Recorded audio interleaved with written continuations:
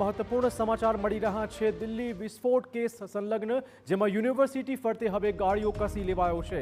આપને કહી દઈએ લાલ કિલ્લા પાસે આતંકવાદી વિસ્ફોટનો આ કેસ જેમાં આતંકવાદીના ઉછેર કેન્દ્ર સમાન યુનિવર્સિટી પર ગાડીઓ કસાઈ રહ્યો છે। અલ ફલાહ ચેરિટેબલ ટ્રસ્ટના ચેરમેન જવાદ અહેમદ સિદ્દીકીની કરાઈ ધરપકડ।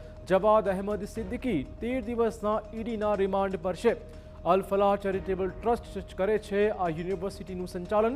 ઈડીની તપાસમાં અલ ફલાહ ટ્રસ્ટમાં આર્થિક ગેરરીતિઓ પણ જોવા મળી છે। યુનિવર્સિટીએ ગેરરીતિથી રૂપિયા 415 કરોડ ભેગા કર્યાનો આરોપ છે। ટ્રસ્ટના નાણાં પરિવારની કંપનીઓમાં ડાયવર્ટ કરાયા હતા। સિદ્દીકીની પત્ની અને સંતાનોની કંપનીઓને અપાયા હતા કોન્ટ્રાક્ટ। બાંધકામ અને કેટરિંગ કોન્ટ્રાક્ટમાં ગેરરીતિ થઈ હોવાની પણ વિગતો મળી રહી છે।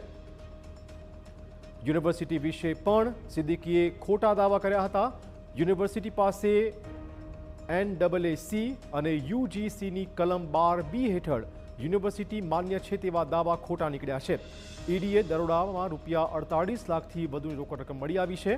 આ સિવાય અલગ અલગ ડિજિટલ ઉપકરણ પણ દસ્તાવેજ પણ હાથ લાગ્યા છે। સિદ્દીકી અને તેના પરિવારના લોકોના નામે ચાલતી શેલ કંપનીઓમાં પુરાવા પણ તપાસમાં સામે આવ્યા છે। ઈડીની તપાસમાં ખોટા વ્યવહારો અને અન્ય ઘણા નિયમોનું પણ ઉલ્લંઘન થયેલી વિગતો મળી રહી છે।